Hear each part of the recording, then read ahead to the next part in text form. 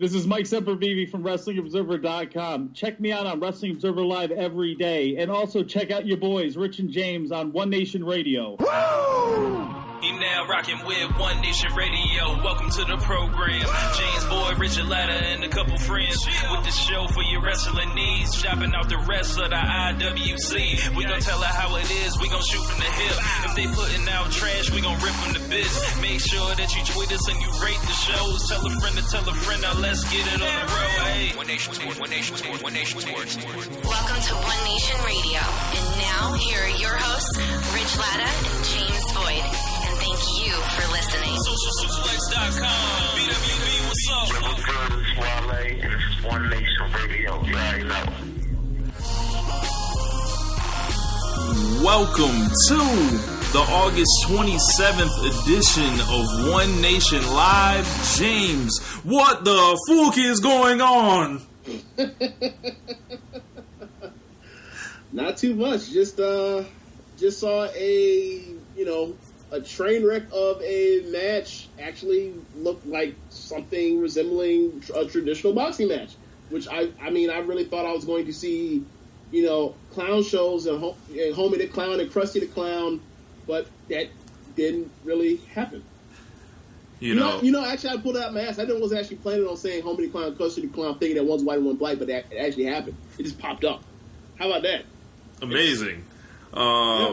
Everybody that thought Conor McGregor was going to win, I just have one question for you. What the fuck were you thinking? Last night was the... Go ahead. No, go ahead. You go ahead. My bad. I'll say last night was the Floyd Mayweather, Conor McGregor mega super fight of the century. Came at a perfect time for this country. The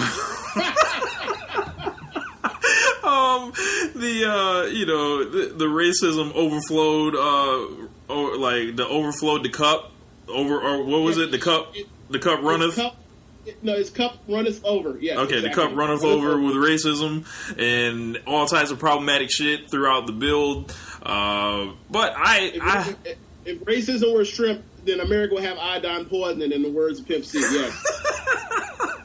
I thought it was a very entertaining fight. I watched it with I was with Marcus and Alex and Shaw, and we were just sitting there kicking it, listening to everything that was going on with it and watching, and it seemed like I thought McGregor equated himself pretty well for a guy that has never done this before, earned a lot of respect in my eyes. But at the same time, he earned that ass whooping as well. I think we should go right to the finish. There was a stoppage in the 10th round. I predicted a stoppage in the 8th because I felt like McGregor would no longer be able to defend himself after set fatigue. And then, just after a while, bruh, that water gets real deep and you will drown. And what happened?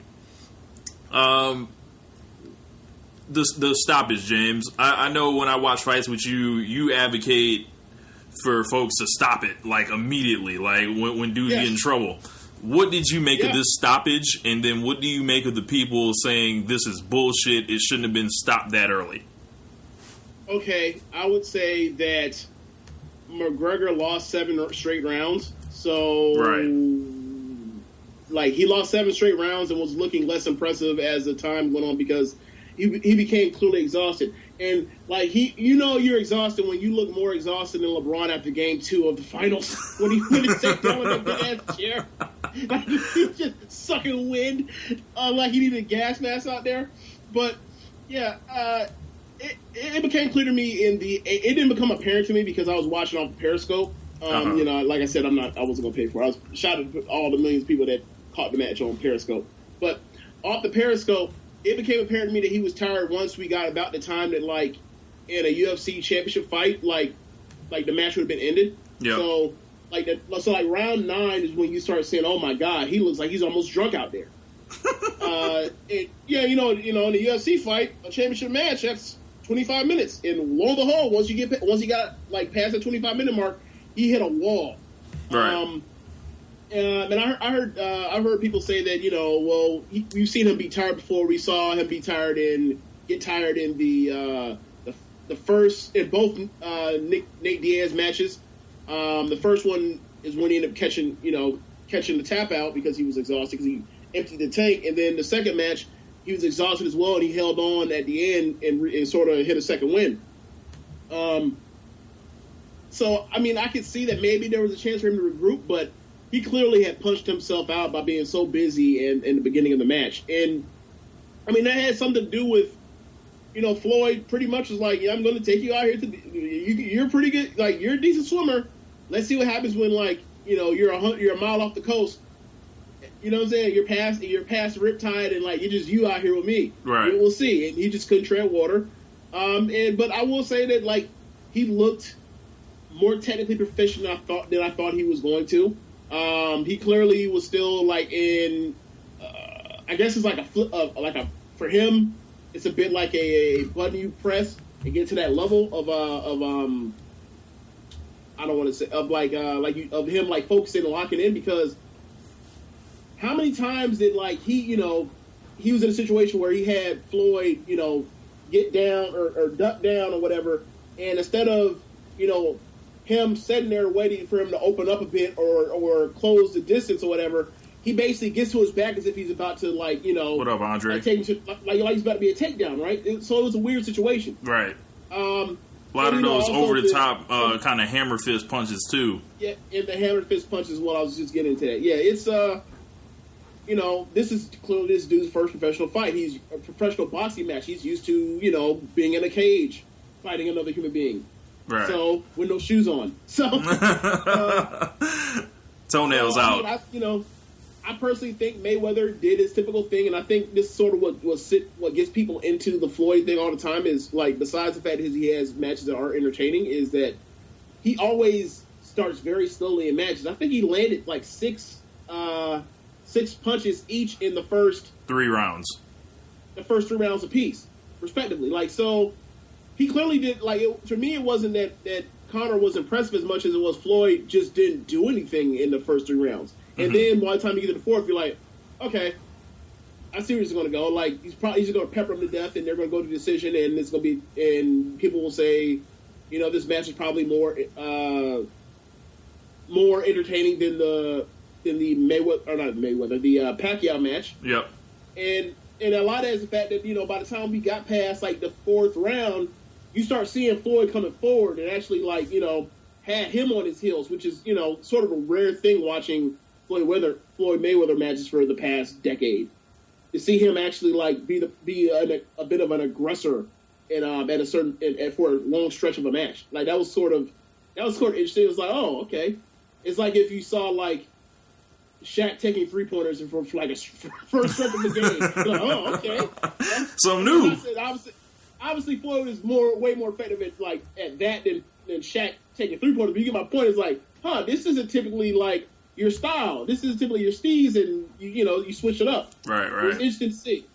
I saw a lot of after the fight, all the excuses and the crying was going on heavily. So I just want to say to everybody that was talking all this shit about Floyd Mayweather was going to be knocked out and within 4 rounds and within 1 round, and just if you thought Floyd Mayweather was going to win, I'd like you to call the show. Or excuse me, if you thought Conor McGregor was going to win, I'd like you to call the show and explain to us why. Well, I mean, one thing was apparent while watching the match. Well, I mean, besides like the obvious size difference, was like the more alarming thing for the size difference was the reach difference for me. Like when Floyd actually started coming forward in the fight, it was so hard for Floyd to get around all of that length to get somewhere to where he could actually trade on the outside with him. Mm-hmm. But you would see, because it wasn't like a succession of combinations that were landing. It was like get around these long ass arms straight, get around these long ass arms, hook. It was a struggle for him to trade, and I think personally, I think Floyd didn't actually at the end finish of the match, as you say, because it's a wrestling podcast. Yeah, it's a finish. I think the ref stoppage was due almost entirely because of how exhausted he looked. Like the thing for me when it comes to erring on the side of stopping the fight is because if you can't defend yourself, only thing that's going to happen is just more brain damage, and that's not a typo. I didn't say brain damage messed up on accident. I said it on purpose. Drain damage. So right, so the thing is with me is typically in that situation you see guys get hit with some offense, and they're clearly hurt, and then they can't defend themselves. They're just out on their feet more or less. Right. In this situation, he was so exhausted he just couldn't defend himself. So are you just going to let that dude get peppered with for the next 2 rounds to change? Yeah, man. Once you can't defend yourself. Just can't defend himself? Like, no, stop the fight. Yeah, you got to save dudes from themselves. Most guys have heart. They don't want to, lay down, if they want to fall on their own sword, essentially. Right. And that's cool because, everybody wants to be a tough guy and everybody wants to, finish the job, if you will. But at the same time, like I said, Floyd has just won 7 straight rounds. It's over. Yeah. Looks like we got a call.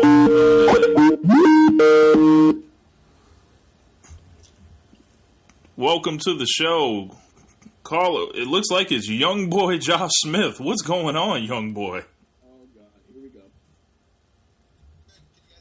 Yep, I can hear you. Yes, sir. All right, what you got in mind, man?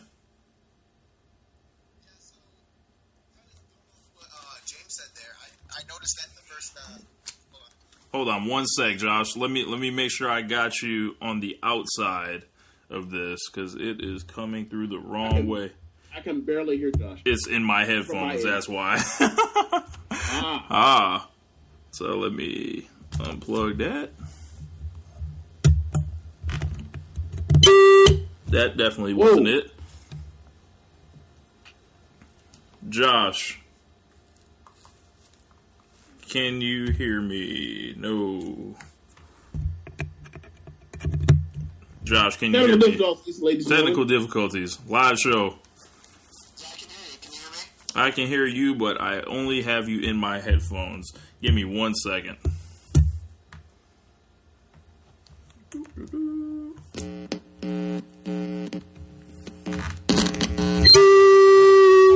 My God! Turn it down. All right, Josh, go ahead. Yeah. So you guys can hear me now? Yep, I can hear you. Nice. Yeah, so I was going to talk about the fight. I want to get a chance to call into you guys because I've never been able to listen to the show live before. It's pretty cool. Dope. But going off of what James said earlier, yeah, for the first 3 rounds of the fight, or at least 4, Floyd did carry Conor McGregor. And by carry, I mean he threw less than 6 punches per round. Yeah, he definitely made it an exhibition, in a sense. And I was just like, I was like wondering when the fall off would happen for McGregor.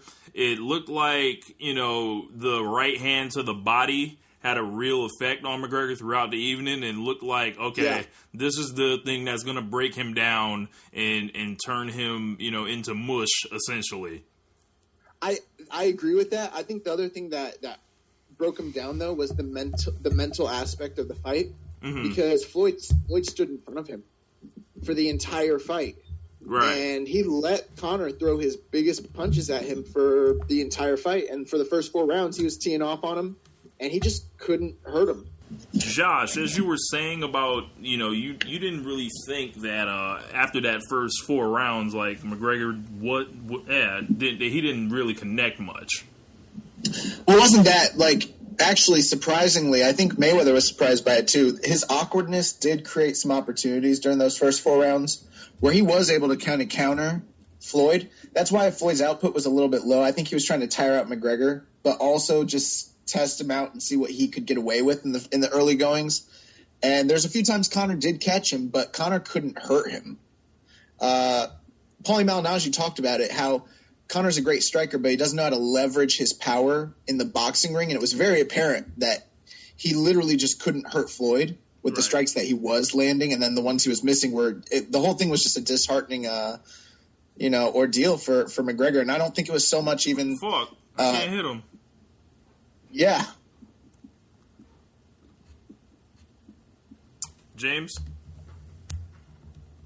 Yeah, one thing that was to me, obviously, when people talked about the fact that they were going down in size for the ounce for the gloves, people thought that this may have been advantage towards McGregor because the whole situation is you think, well, he really is, only has a puncher's chance. If you make the punch, potentially more impactful, then you could possibly do something with Floyd. But it was clear to me that that dude was not ready for having to have, effectively what must have felt like cinder blocks on his hands by closer towards the end of the fight. He just had to be exhausted. His power was not nearly what I thought it was in the UFC.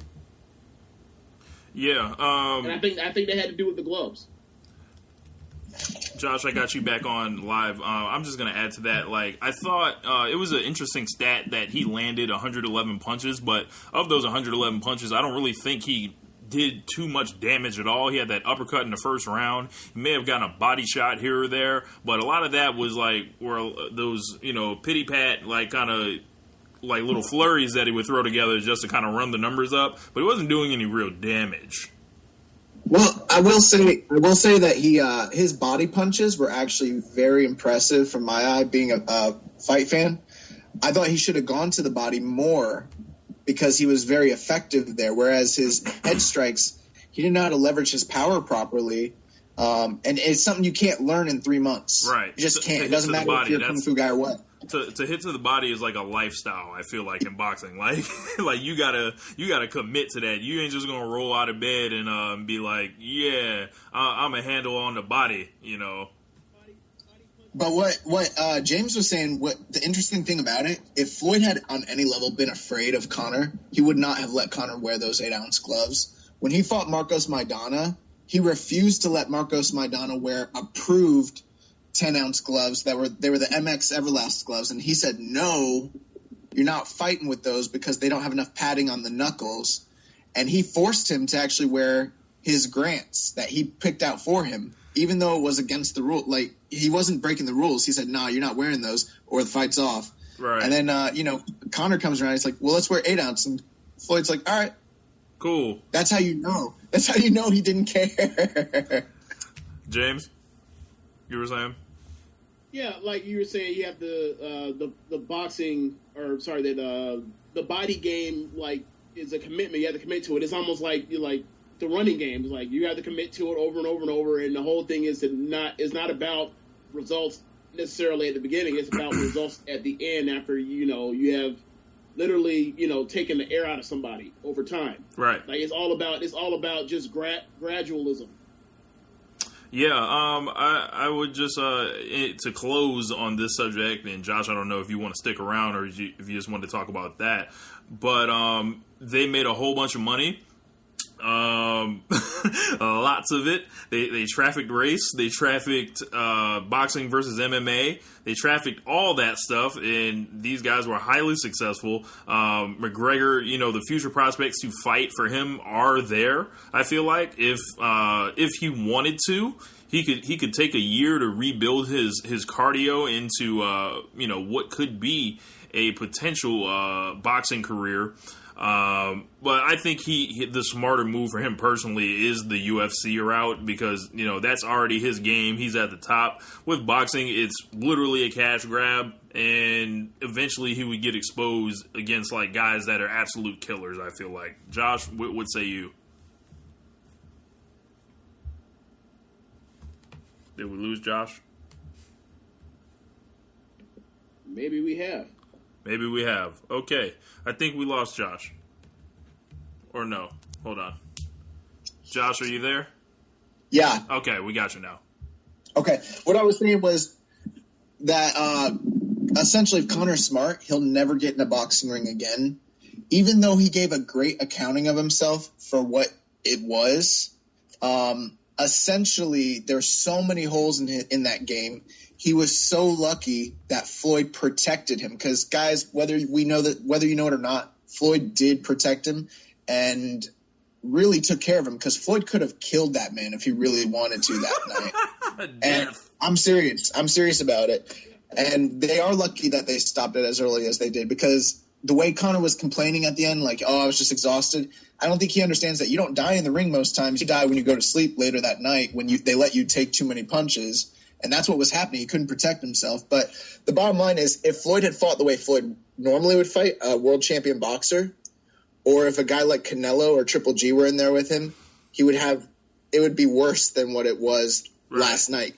This was the best outcome he could have hoped for, to look good going 10 rounds with an all-time great, so he can still protect himself when he goes back into UFC. But he better not fight boxing again, because he's not ready for it, and you can't learn it in this amount of time. And it doesn't matter how good his cardio gets. He doesn't have the skill set to do it at this stage of his life. Mm-hmm. James? Yeah. So in regard, I guess the only thing left to say is, like, you know, they made a shit ton of money. Congratulations. They conned every sucker into pay-per-view and into the building.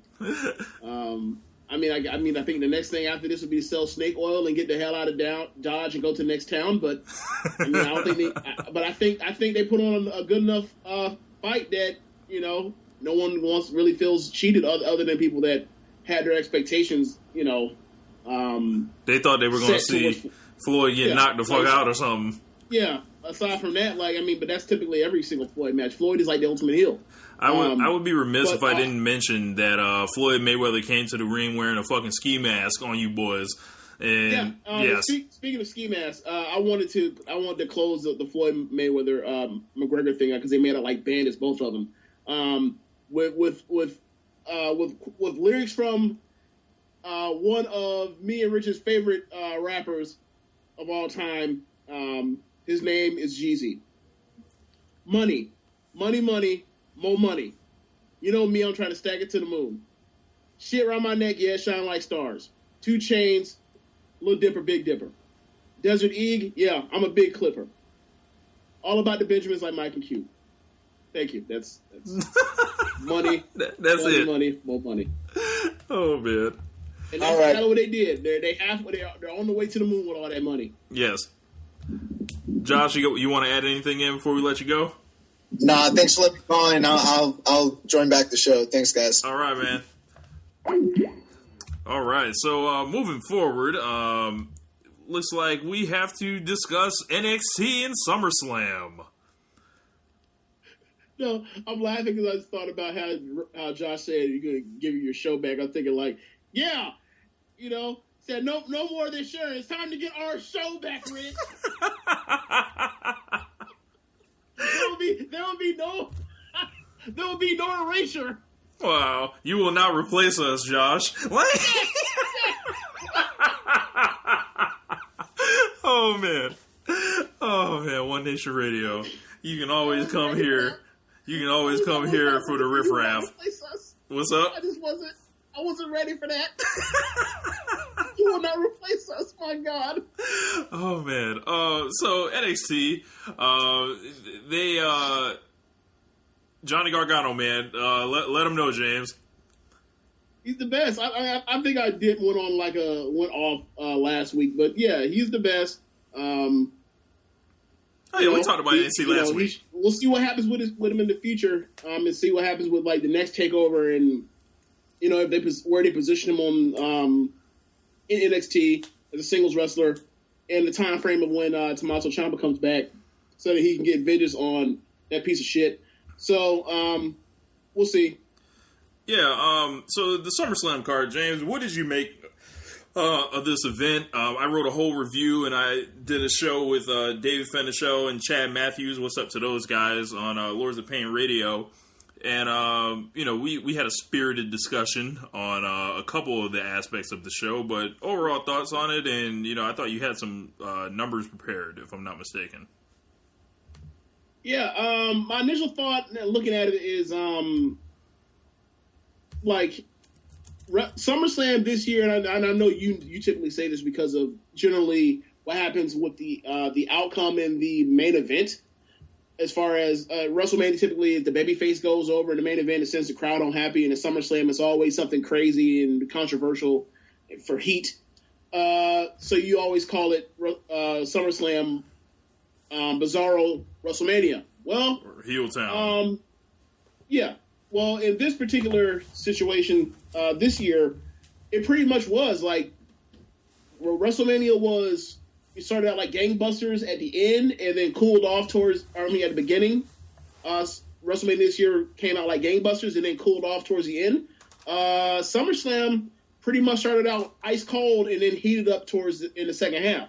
So, like, if you were to look at this year, you say, all right, well, let's just watch the first half of WrestleMania, and then the second half of SummerSlam. You think, damn, WWE had a really good year as far as their two big shows. No, but I just think ultimately we're gonna have to come back and talk about whether or not WWE can justify having 4-hour pay-per-views on WrestleMania.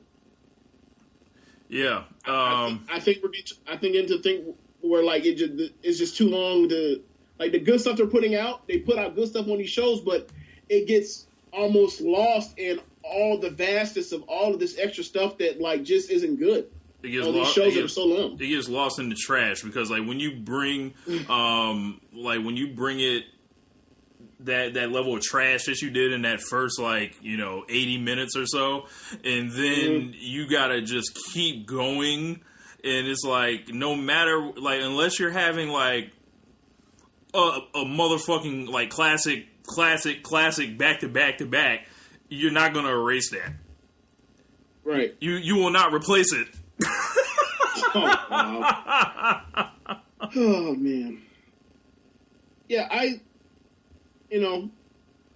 thought like the first hour I was sitting there with you guys, Jeremy and Josh, and I was just thinking, my God, this is terrible. I mean, the first match you see, I guess we'll get into it. Like, where do you want to? Is there anything else you want to elaborate on the card overall, or you already said most of your piece on Chad's show? I said a lot of it on Chad's show. I think Nakamura is like they're obviously missing I don't know why you would put him in that position to lose like that, especially if you're looking to protect this dude. I think. Go ahead. Oh, James froze. I will carry the show until James unfreezes. So John Cena and Baron Corbin, when you look at the dream match that we got, it looks like that happened a couple weeks before. If we would have just stuck with John Cena versus Nakamura at SummerSlam, you could have done that and still sent Cena off onto Monday Night Raw and put somebody else in there for Jinder to pretty much, pull his bullshit on. James, are you unfrozen yet? Yeah. Okay. Like you could have put someone else in there for Jinder to do his bullshit on, and it's consistently under 3-star, 2-star level matches for the world title. It's just unacceptable for me, and I think it's just bullshit that WWE continues to do this. I don't get it. I won't get it. Yeah, I'm a little less like doom and gloom than you, but I'm still in the part where like it's looking real gloomish out this bitch. So for me, I think the main event is the thing that ultimately, or the main event for Smackdown, of course. There were 2 SummerSlams if you look at this card ultimately, and there was a Raw SummerSlam, and it was pretty damn good, and there was a SDL SummerSlam, and it was pretty damn bad. Yeah. So, but the main event for the SmackDown side, it was just just unoriginal. Like maybe give us a different finish from a regular rules gender match, maybe in a main event. Like, can we get like a low blow? Can we get like feet on the rope? Can we get like pull the tights? Can we like get a foreign object in the that was pulled out the tights and use to strike? Can we get a chair in the ring? And, so we're getting a call.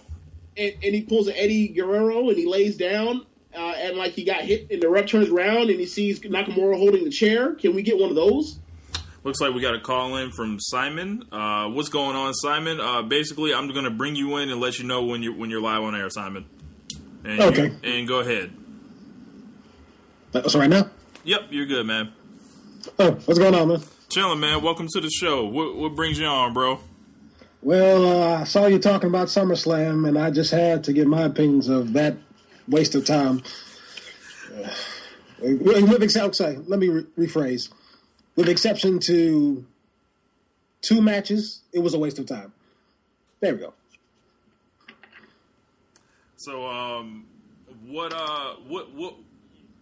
Hold on 1 second. Looks like James wants to ask you something, Simon. 1 second. Yeah. Go ahead, James.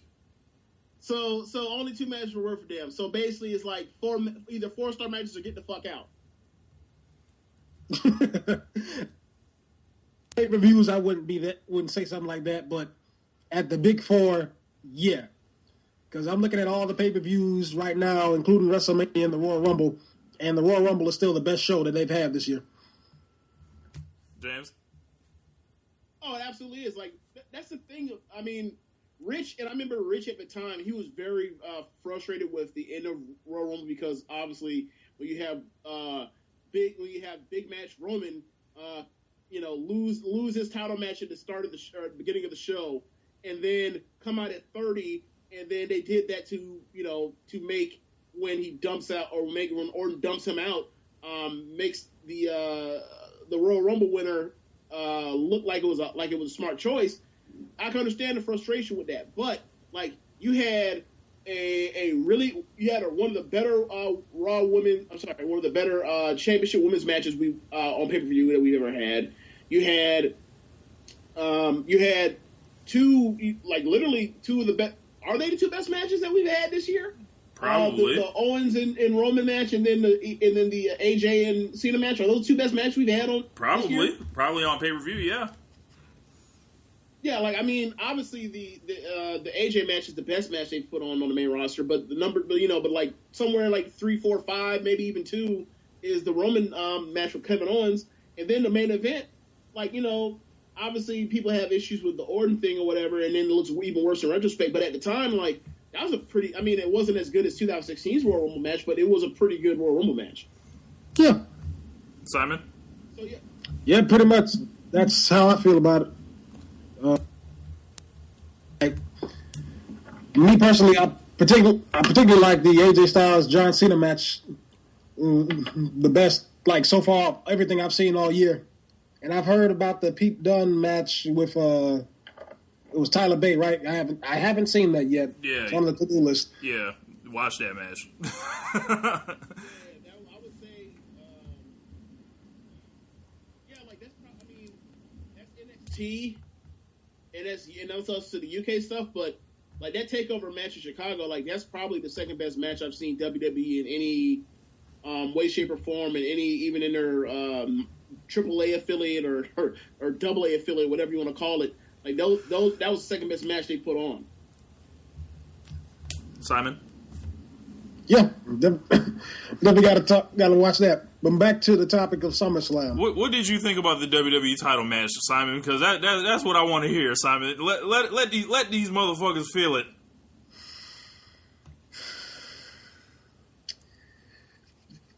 First things first. It goes without saying that this man should have never been the champion to begin with. There have been no indications of success to warrant him being a world champion. No improved ratings, no improved business in India, no improved network subscriptions. No, I don't even think I've seen people in the audience wear his shirt. The only people who cheer for this dude either are desperate for anything different or trolls.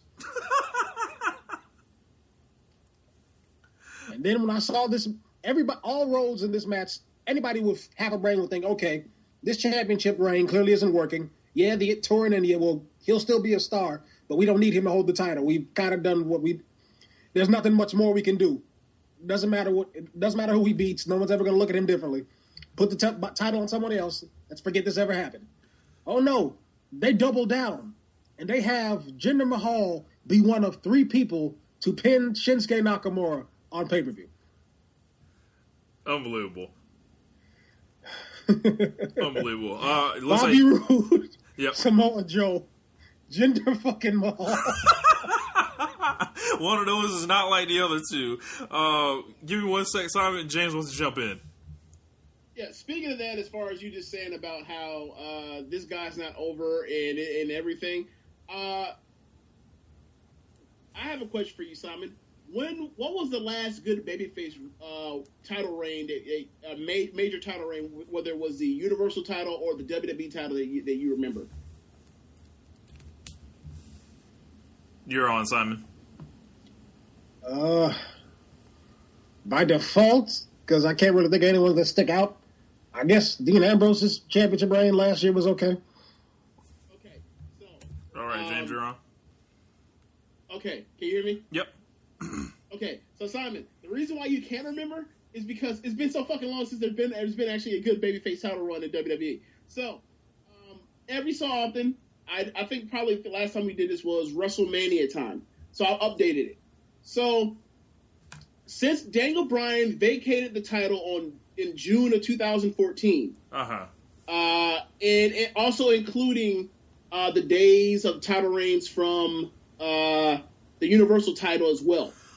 We are now at a point where, combined between those two titles, we have had a babyface champion for 344 days.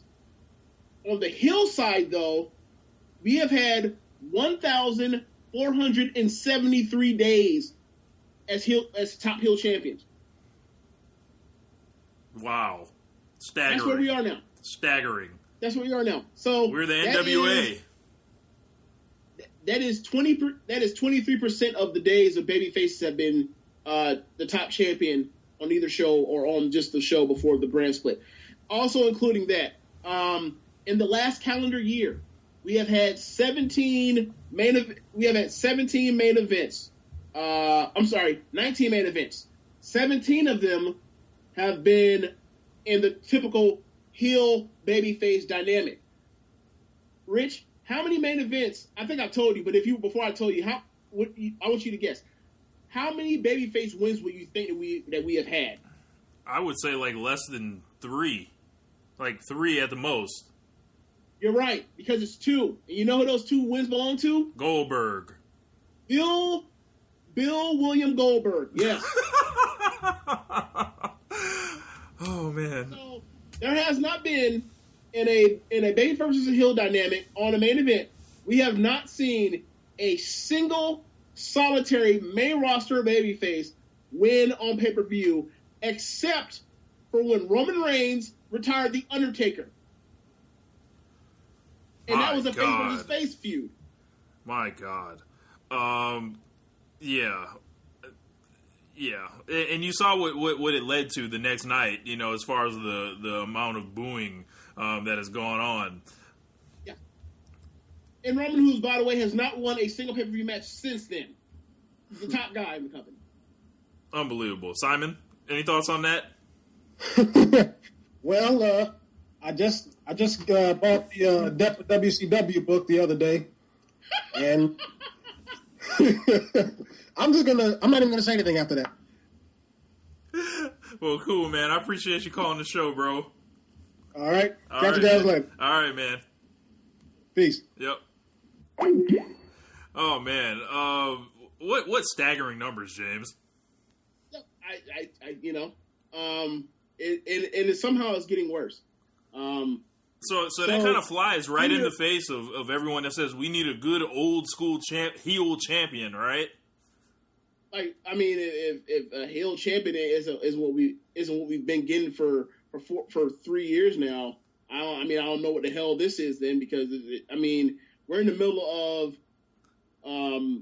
if I remember correctly, we're in the middle of a 98-day reign from Jinder. So, like, unbelievable. I think by the end of Monday it'll be at 100 days, which is longer than Roman Reigns held the title, right? Yes, Roman Reigns had the belt for 77 days after winning the title at WrestleMania 32. And Dean Ambrose had the belt for 84 days, if I remember correctly, something like that. Like, he is close to 100 days. Like, guys, I don't know if you guys really remember this, but like AJ Styles only had the belt for like 140 days, something like that. It was like 4 months. It felt like. Yeah. So like this is where we're headed now.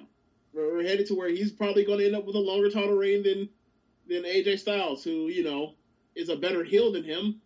Shocker. It's a really weird thing. I just don't understand it. It hasn't helped their business.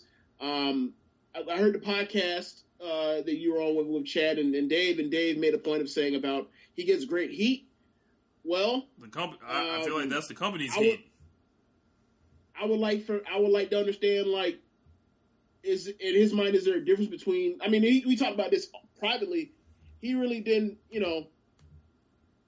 say much to it other than saying like, yeah, he gets heat, and I brought it. Well, like this is sort of like, the Sheamus thing all over again. Like we're trying to build heat for the payoff of whoever beats him is going to be so over huge from getting the sudden relief of basically saving the belt because this guy's a quote unquote unworthy champion. Right. Well, you got Sheamus. How did that work out for Roman Reigns? Oh, he still gets booed. Okay.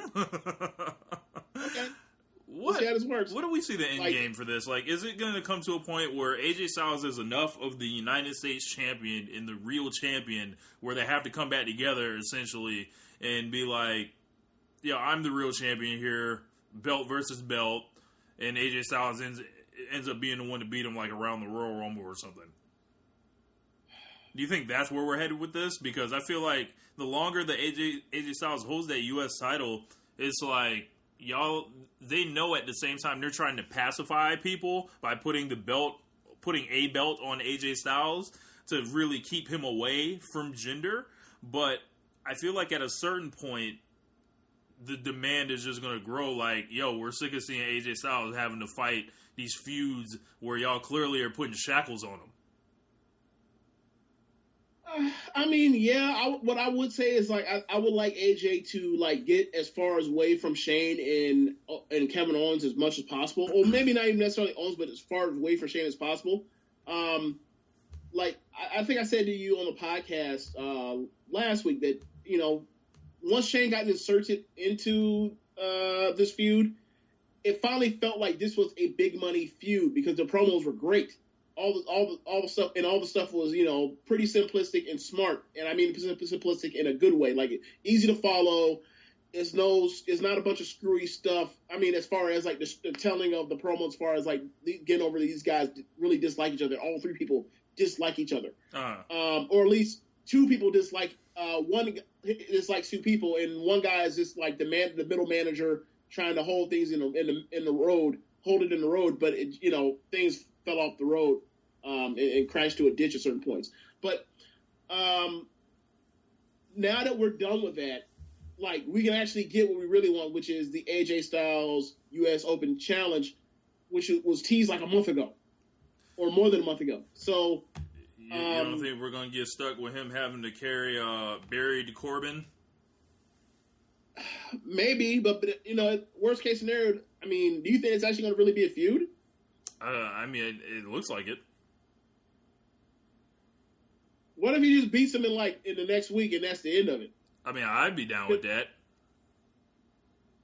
I mean, I will say this: out of anybody that's ever had any good matches with Corbin, it seems to actually be AJ. Like AJ's had a few of them. Like granted, some of them were triple threat matches, but I think Corbin could do well in the big guy versus small guy dynamic of matches. And AJ is just the king, is one of the best guys at that. So I think the promos will suck because Corbin's not a good promo, but I don't think you necessarily have to do that. And we are 6 weeks away from the next Smackdown pay-per-view. It is, yes, in the beginning of October. Okay, so maybe this is a TV thing until they get on to, what they really want to do to sell the next pay-per-view. Yeah, man. So as far as SummerSlam, any final thoughts on the main event? Because I feel like Braun Strowman kind of became a star that night, and Braun Strowman officially has the juice. I wrote a column about it, And he pretty much has announced that he's the guy that he could be the guy that they're actually looking for. And Roman Reigns might end up being the guy that creates the next guy. Well, I feel like we're already at that situation right now. What up, I Joe? feel like as far as being a guy that could actually, Joe Saba commented, "Fook McGregor, wonderful." I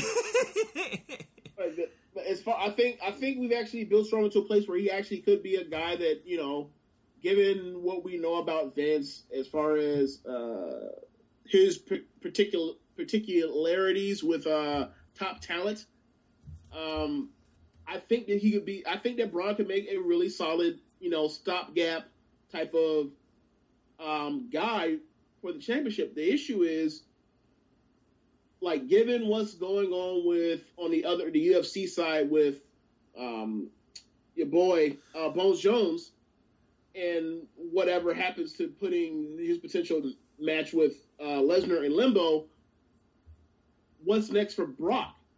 And if it leads to him being on pay-per-view in this match, and you're less concerned about trying to just get Brock to WrestleMania safe and sound, and so he can give his transitive heat over to Roman once and for all.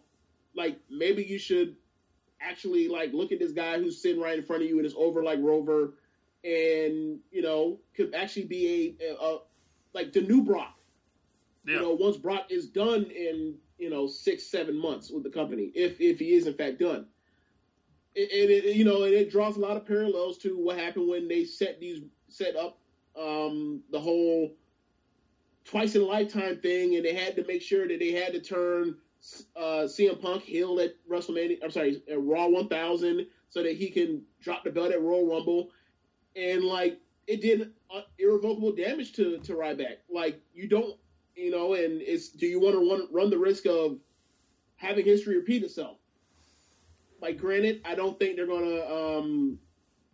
I don't think that they're gonna do a dirty, rough, low blow roll up deal. Or but kicking the dick. I mean, yeah, but Heyman is involved still in this situation. Yeah, it looks like those guys are gonna be facing off at No Mercy. It's a big hoss fight, and you know anything about me. I like fast, athletic wrestling.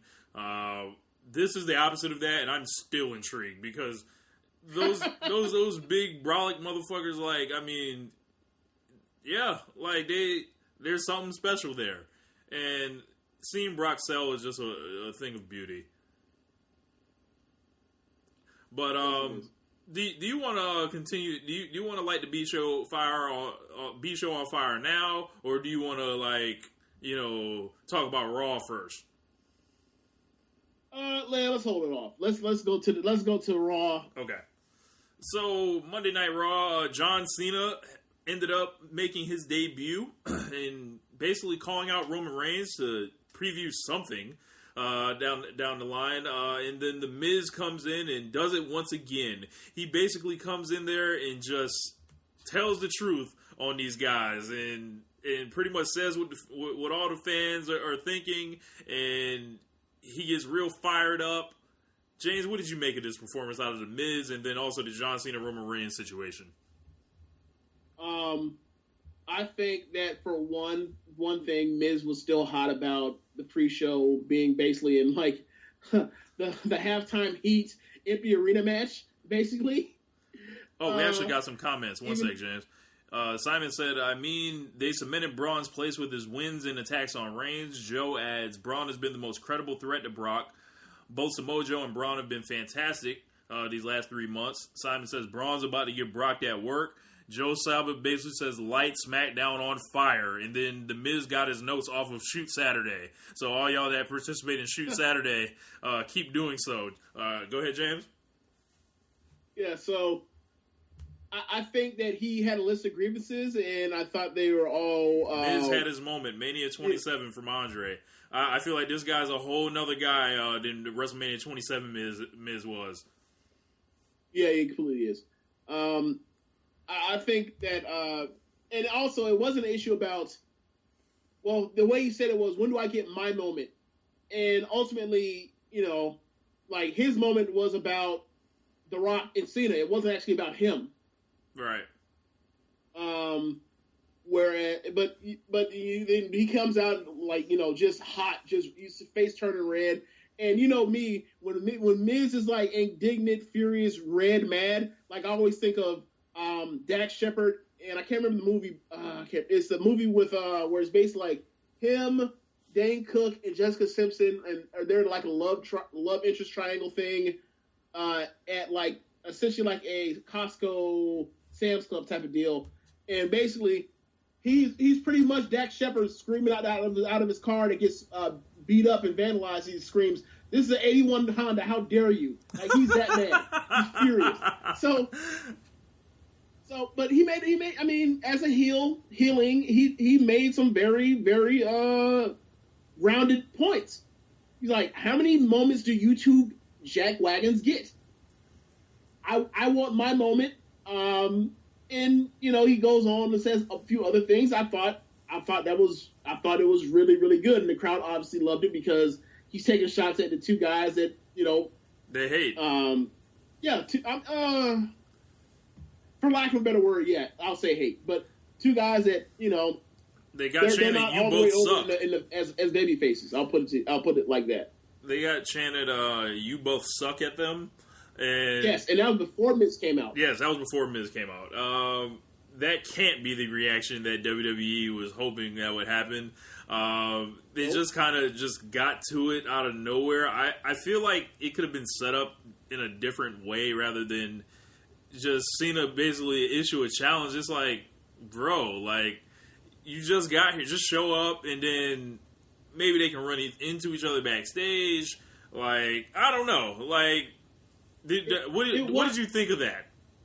It was weird for Cena to show up with the mic and say, "I'm here because I want to talk to one guy," and then Roman shows up and says, like almost like Holla Back Girl. It's like, I heard that you was talking shit, like it's just weird. I see you run your mouth on the internet. It's like, well, he did just call you out and was like literally in the ring, and then you came out to go see him. So how much can you say is him talking? He was talking shit on the internet now? Like, punch him in the face, Roman. Just punch him in the face. Got a question from Joe. He says, with Miz's promo and the crowd cheering, does that make the crowd heels? The crowds are always heel, so I mean, what difference does that make? I would say it's varying degrees of heel, but the crowd is always heel. I would just say especially these days. I would just say the crowd resonated with the Miz's version of the truth, because we've all seen Miz do all this phenomenal work in the past year, and we've seen him get fucking just murdered at WrestleMania, and then we saw him get left off of SummerSlam, and it's just like, wow. All this great work, and this dude just, like, gets no, like, he elevated the Intercontinental title to arguably the main event level last year. And largely on his own. Like, he took off on Daniel Bryan, and then he basically made Dolph Ziggler, because the second you got Ziggler away from him, Ziggler went in the toilet, and he's looking to renew. He had to turn heel, and then he's, his whole gimmick pretty much died, via Kinshasa, and then he has to come back doing some other shit now. And Miz is still Miz. You can put him out there at any time now, and he's going to continue to prove why he's going to go down as the greatest Intercontinental Champion of all time. And the one issue that, they were doing this even back when they were trying to get over the Women's Revolution, and that whole thing turned into a disaster, that Miz TV episode. But after Miz's, successful run in Smackdown Live, they moved him to Raw, and he was an upper mid-card guy on Smackdown. They moved him to Raw, and, like, they say, "Oh, yeah, great, you're here. Can you basically take out the trash for us? Can you fix this flat tire for us?" They basically have saddled him with all of these really, really, like, chores of like, angles to get over. Like, oh, okay, you need some more heaters besides just your wife. So we'll give you two of the biggest geeks we have on the main roster. We'll give you the Axeman and Bray Wyatt's little brother. Yeah. That's it's really bad. And then, you know, he starts out with the Ambrose thing, and then he's like trying to do the Jason Jordan thing, and now like because they didn't want John Cena to absolutely eviscerate Roman Reigns or just do it yet, they brought him out there to basically, you know, be the mouthpiece for the fans, you know, apathy towards their matchup. And, you know, I thought personally that Cena versus Roman Reigns should be next year's WrestleMania main event. Right. But after seeing that reaction, I sort of think, like, seeing that, you know, they've turned all of these Big Four pay-per-views into essentially WrestleMania weekends, except just without access. Like, you're going to see you're going to come out and test out what the crowd, these hardcore fans who spend thousands of dollars to come to these destination weekends.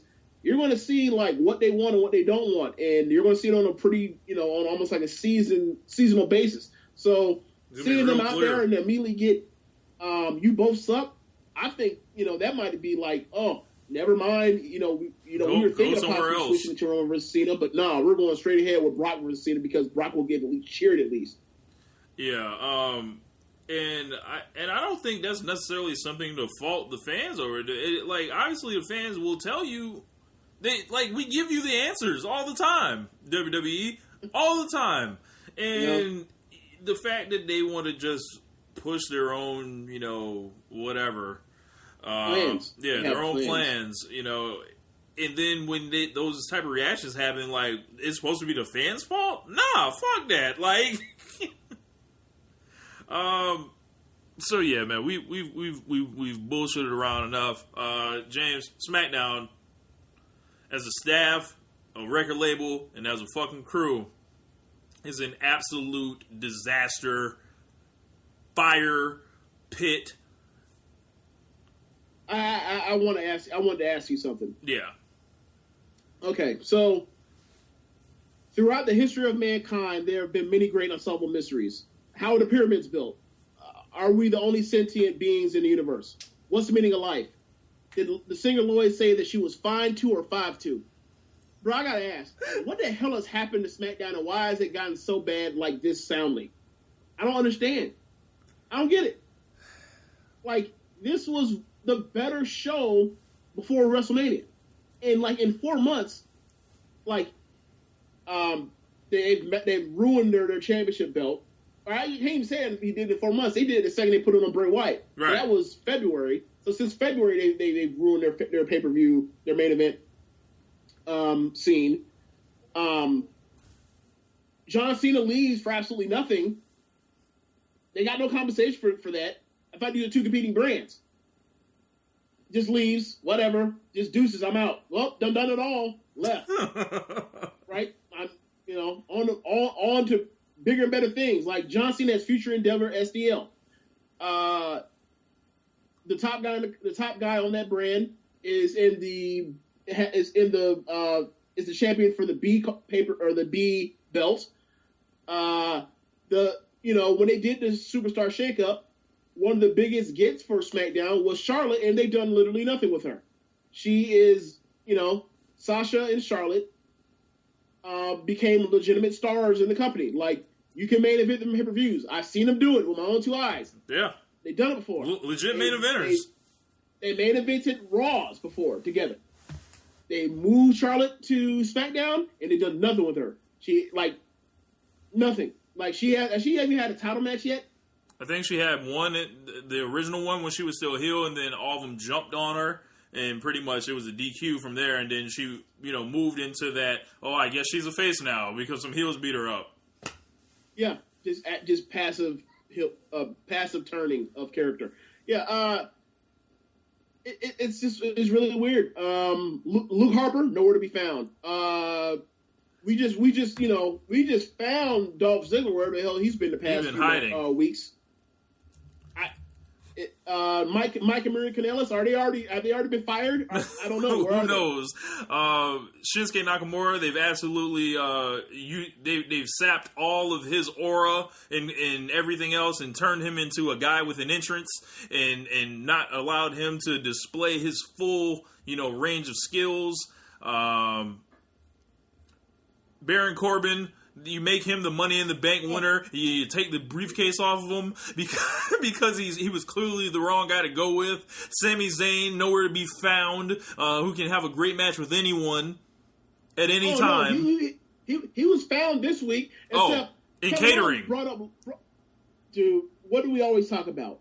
Like how we always generally talk about when we talk about certain things that seem like glaring mistakes, and we talk about all the stuff old promoters and old bookers would tell you is bad business. And like you look through the history, and obviously there are exceptions to rules. You can buck the trend of history given that times change, but you look at that one and you say, oh, okay, so this heel just shot down this babyface, and it was with truth. I wonder how that's going to play out for him. Right. And who the hell knows if when next time we'll see Sami Zayn, because you say, oh yeah, I know you're not really doing anything. How about you come rough my match, even though I've done nothing but betray you for the last 2 years. Yeah. Just foolish, bro. What else we got on here? We got Rusev, who could be a main eventer in his own light. What do? You beat him in 9 seconds at SummerSlam. Ty Dillinger, ridiculously over mid-card act in NXT, shows up. The crowd goes apeshit. What do? You take him off of TV for 2 fucking months and make him a geek. Yep. Hey, Rich. Yeah. Hey, Rich. So, can you do me a favor? Can you count up all of the matches that SmackDown had on SummerSlam last week? Give me a second. Let me pull up the card. Because if I remember correctly, you had the New Day match in the pre-show. Oh, we're gonna get to that. You had the opening match with John Cena. Yep. You had the women's Raw match. The women's SmackDown match for the belt. You had that joke of a squash match between Randy Orton and Randy Orton. Yep. And then you got AJ Styles, and then you had Kevin the Owens. Nakamura versus the champion Jinder Mahal match, right? Is that 5? So, or is there another one I'm missing? Looks like we got Cena Corbin, Naomi Natalia, Rusev Orton, Styles Owens, and Jinder Mahal versus Shinsuke Nakamura. Styles Owens. That's the one I forgot. Okay. So, your most over babyface tag team were champions. They lose. They just give the belts right back after winning a month ago. Naomi, babyface champion, loses to the third, fourth best heel in the women's roster. As far as a total package, she's clearly one of the best wrestlers, maybe even the best technical wrestler they have. But as far as being over, she's the third, fourth most over heel. She's not over on the women's roster. Yeah, in SmackDown. Okay, you have Jinder Mahal beat Shinsuke Nakamura, the guy that got the biggest pop the entire WrestleMania weekend. Yep. So pretty much what we're left with is everybody lost. The only baby faces that won were John Cena, who was leaving the territory, literally leaving the territory, yes, like a thief in the night, not Billy Idol, Austin Idol. Oh, Austin Idol, yes, like Austin Idol after he cashed in that fake check and moved to the next territory, skipping town. Randy Orton, who beat Rusev because they needed to be on the match because Randy Orton, of course. Who, by the way, remember I want to say 3 or 4 years ago, we were like, wow, Randy Orton might be shaping up as possibly succeed Bret Hart as Mr. SummerSlam. Yeah. Well, that's over with. Yeah. Foolish. That's over with, given his last 2 years. And then AJ Styles wins because Shane McMahon. Yeah.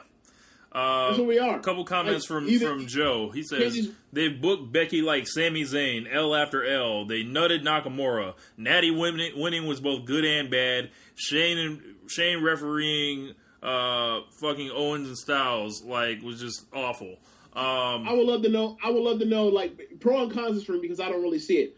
Because maybe I just lack in the vision for this. What is the pro for Natty winning the belt other than the fact that she won it and she quote unquote deserves it? There's like a lifetime achievement thank you kind of to her, I would say, and she's gotten she's gotten popular on Total Divas. Yeah, cool. She's popular with the Total Divas audience. Isn't John Laurinaitis on that show as well? That's Total Bellas. Bring him back. Oh, Total Bellas. Okay, that's Total Bellas. He's on. He's not on Total Divas. All right. Well. Is Stephanie still on Total Divas? Like, telling the woman what to do? I'm not sure. I haven't watched it. All right, well, like, that's the case, then we need to bring Renee Young out here to wrestle then and become champion, too, because she said she's on the show. Yeah. How about this? You know who was on the show and we haven't seen for over a year now? Who? Paige. You gonna bring her back, too? She's on Raw, I believe. So, yeah, speaking of that tag team feud, which is probably you got the two best tag teams of the decade going at it. Traditional tag teams, that is. And these guys get bumped to the pre-show. Absolutely inexcusable. If you look at, you bring out Bobby Roode, you debut him against Aiden English, and he goes back and forth with him. Whatever. I feel like you could have introduced Bobby Roode as the guy that answered the AJ Styles Open Challenge, and you're off and running from there. And that's a hot program. Kevin Owens has gotten significantly weaker, I feel like, but he's going to get a chance to move into more of a gimmick storyline, like with Shane, that hopefully leads him to a Hell in a Cell match.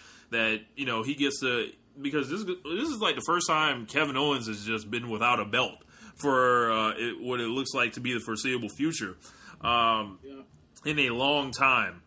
You got Shelton Benjamin and Chad Gable teaming up. I guess eventually that nostalgia of Shelton Benjamin, I feel like, will wear off, and we will be left with questions of what could have been with Chad Gable as the singles wrestler, what they could have gotten out of him. You got Fandango and Tyler Breeze in their deal with the backstage with the cops. They have done their best with their material, but it seems like it's leading nowhere, anywhere fast. Mojo Rawley has been absolutely, he wins the Andre the Giant Battle Royal and disappears for months. You don't do anything with that guy. You can just keep going throughout this whole roster and just... The hillside, I was thinking about this the other day. The hillside of SmackDown is so bad right now. So bad. Right? You have your top heel in kayfabe is Jinder Mahal. Need I say more? Your number 2 heel is Kevin Owens, who basically is about to feud with the boss. Cool. Yep. The Money in the Bank winner is a person that's not is not ready as far as once the bell rings. The top female champion is a heel who's not actually really over or gets crowd reaction. People just like her, and that's another thing that's going against her. The fact that the only time she was ever successful as a heel was when she was just the meanest person, just jumping out on people left and right. She's not doing that. She's just there. She's just she natty. might as well be a face now. She's just natty. She's there like Kane, right? Yeah. Got a comment. Corbin is just a waste of space. He's just a waste of height.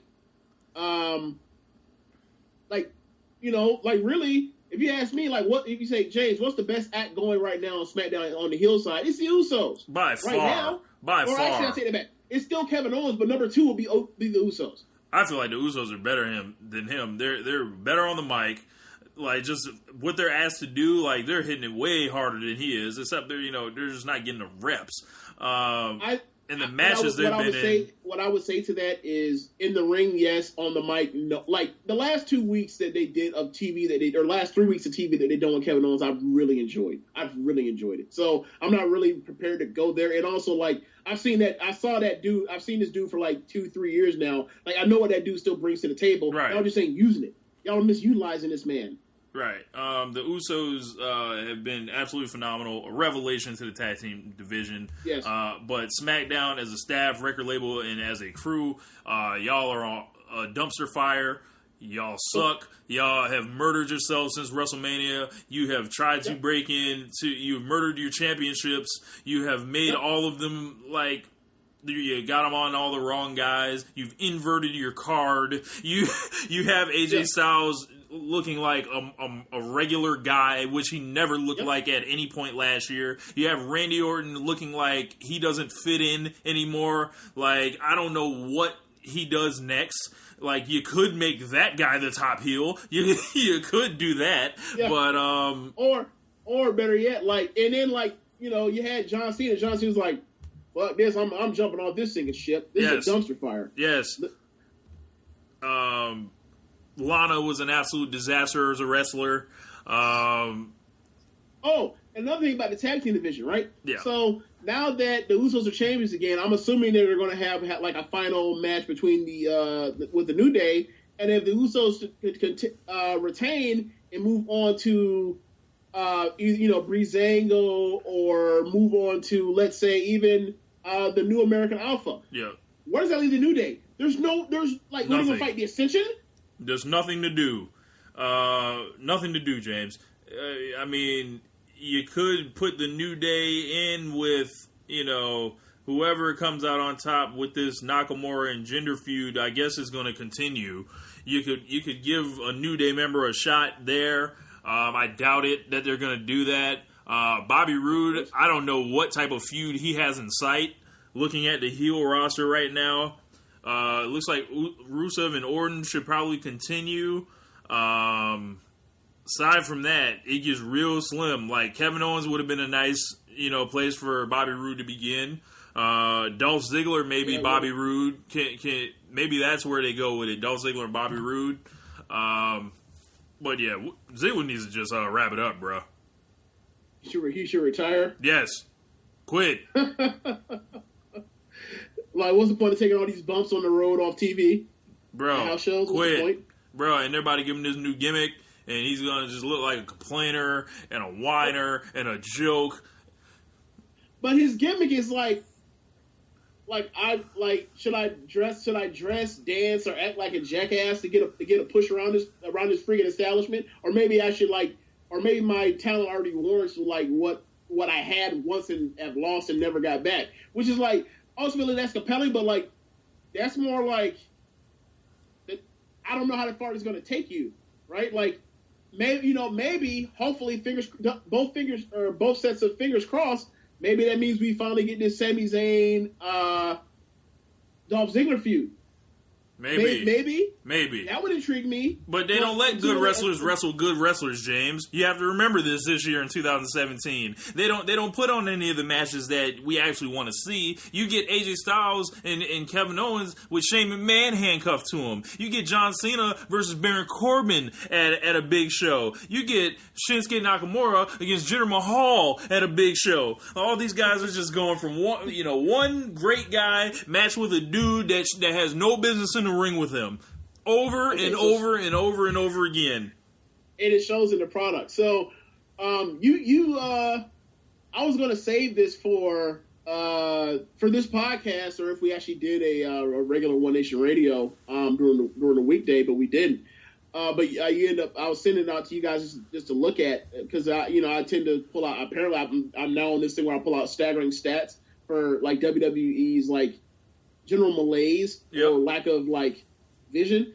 But you used it. But you mentioned it on the podcast with Chad and also with Dave, and I've updated it now. So far this year, now that we're past SummerSlam, we have had, according to Dave Meltzer's rankings, and they're not the end all to be all, but they are a pretty good baseline to a pretty good reference to look at, to be able to see if you want to cherry pick the best matches of certain years, whatever. Anyway, so far this year, now that we're past SummerSlam, we've had 11 4-star matches on WWE's main roster. Last year at this time, we had 18. this year, we've had, as far as single matches go, we've had only 5 singles matches that have been rated 4 stars or better. Last year, we had 11 at this point. 11. We have been, like, and it's so weird because all the same guys are back, right? Like, so why are these guys underperforming? And you look around and you see the booking decisions for how the finish of some of these matches, or a lot of these matches, you're just like, oh my gosh, this isn't necessarily Raw in '98 where like more than every other match is a run-in for a fuck finish. Yep. But we're at a point now where you're just like, all right, what do you want to see in this match? Just a clean finish. It'd be nice. Just someone's shoulders be pinned to the mat for 3 seconds, or someone to tap out. Unbelievable, man. They've taken a huge back step. What do you think of this beach ball shit, James? Oh, God. All right, so when it first happened with Cesaro going out there and ripping the beach ball, or jumping over the barricade, sprinting out, and then grabbing the beach ball and coming back over and ripping it into pieces, I thought it was a work. Why? Because Kevin Dunn and the video production crew has been so bad over the years of being able to keep up with the actual planned action they know is going to happen, and they miss spots in camera angles that are weird and misplaced all the time. So for me to expect them in the middle of a match to follow a guy who is not like actively in the ring and involved in the action, to follow that and then get a great camera shot of him ripping up the beach ball and getting a pop from the crowd, effectively saying, you're not going to fuck my match over. I thought that I just did not trust that they were smart enough to follow that action. Turns out it was actually a spontaneous thing. Now, but to move on to the beach ball thing is we're now going to be with this now. This is going to be the new what? This is going to be the new yes chant. This is going to be like fandangoing for the time it was. Like, we're going to be stuck with beach balls for a long time now. Yeah, I believe. I'm not saying it's going to happen every single week. Joe says. Where it just basically interrupts the match. But we're going to be at a point where, like, you start having these 4-day weekends, and you want everything to be WrestleMania, effectively a WrestleMania weekend, where people just spend, buy 4 tickets to all 4 nights. It's what you're going to get. You're going to get people that show up for NXT, get blown away, come to the main roster pay-per-view, and be like, half it was good, half it wasn't so good. Come to Raw and SmackDown the days after that, the following days, and expect to see something great. And then when they put on a match no one wants to see, they're just going to crap on the match and revolt on it. That's how you get waves. That's how you get Beach Ball City. That's where we're at now. And you want to cash out? Well, it's too much. The consequences of cashing out. Your TV is going to suffer. Yeah, it's just too much. Looks like we got a comment from Joe. It says, can Roman Reigns work a match that isn't a gimmick or that isn't a multi-man match? His singles matches with no gimmicks haven't really been that good. I would say the Fastlane match with Strowman was pretty good. Yep. I guess that wouldn't qualify, the ambulance match, but the payback match they had was pretty entertaining. But I don't know if he's speaking to more of the just the simplicity that is being shown in some of the Roman matches as of late. Like, he has a couple things that he does well, and he kind of just sticks to that. But I feel like he's it's all about who's in there with him, and he's shown that he can work great with a big stiff, or what we thought was a stiff in Braun Strowman, and he's really one of the best big match, like, main eventers that we've ever had. Yeah, he absolutely is. I would say, Joe. Yeah, he absolutely is. On pay-per-view, he has one of the best pay-per-view average star ratings. I looked at it like his star rating is like Shawn Michaels level for pay-per-view. Like average star rating, like, it was shocking. I had to look at it twice to make sure I wasn't losing my mind. Which is saying a lot because obviously Shawn wrestled a lot of Bums. A lot of Diesels, a lot of Sid Viciouses, or Psycho Sids, at the beginning of his career, and and he carried guys, but he's also in a lot of goofy stuff as well, like Spirit Squad matches and matches with Shane and Chris Vince. Masters. But yeah, shit like that. Yeah. So like, but anyway, back to Roman. Like, yeah, it's been a weird thing, and like, but this is. I see what he's saying, but for me, it's like I've seen enough matches with him, whether it was with Seth at last year's Battleground, or the AJ Styles feud last year, or for example, like you said, the Braun stuff. That just like I know he can do good singles matches if he in the main event when he needs to. Right. The issue is like because of where we are now, where he's either fighting Brock or Braun or Samoa Joe, or not I would exclude Samoa Joe with this. Is he's fighting these guys that like they can't get over a match unless they have gimmickry around them. Like Brock, this is the second time Brock has been in a multi-man match in the last 3 years, where like he only has so many appearances, but like that was his second time being put on a stretcher in a multi-man match. Right. And he basically is out not doing shit, and then he comes back at the end. And WWE has, with in the way of protecting Braun is Braun pretty much. I said to you, like every match of Braun is on pay-per-view, it should be under quote unquote Braun's rules, like Raven's rules. every match should have some type of stipulation where he could do comic book type shit and just go nuts. Got a question. And his matches are getting over because he's doing ridiculously crazy stuff. He's putting Brock Lesnar through tables, and then like pretending that the third table is like 1,000 pounds, and then flipping it over on Brock's knees, and like Heyman is screaming, crying, thinking that like Brock will never walk again. We got a question from Nick Guerrero. What's up, Nick? He said, who do you guys think AJ will drop the U.S. title to, and do you think Corbin will rebound and ever be champion? I'll answer number 2 first. Yeah, we can answer number 2 first. Do you want to start? Okay, so the answer is fuck no, he's done. and then so what was number 1 again? So who do we think AJ will drop the U.S. title to?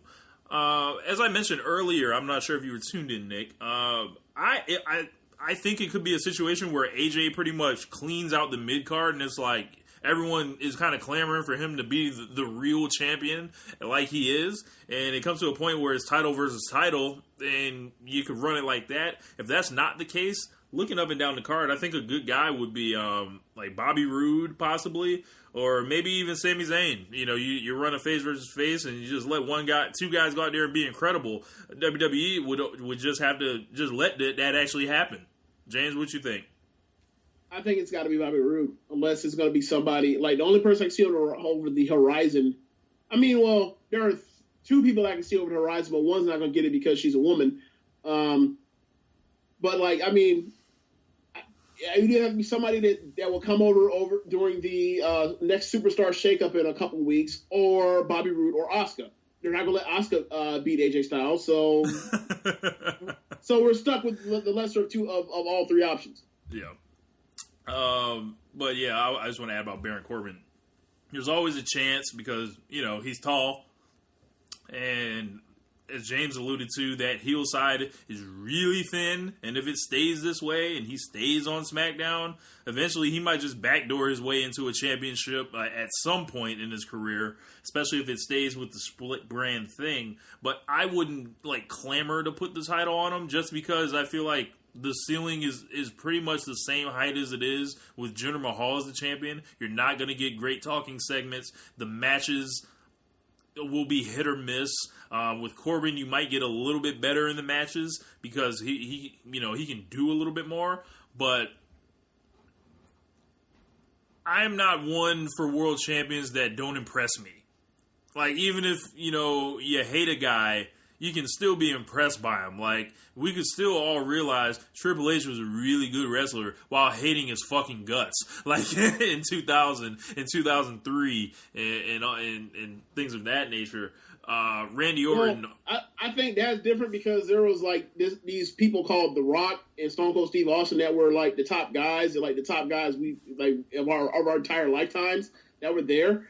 And and Triple H was got the title in favor of those guys. Like, there ain't no Rock and Austin in this situation. So, like, yeah, I mean, but in this situation, the ceiling is far reduced. In this situation, it would be like Nakamura and AJ Styles. Like, it's like you the best of your talent and literally all-time guys, Hall of Famers in their own right.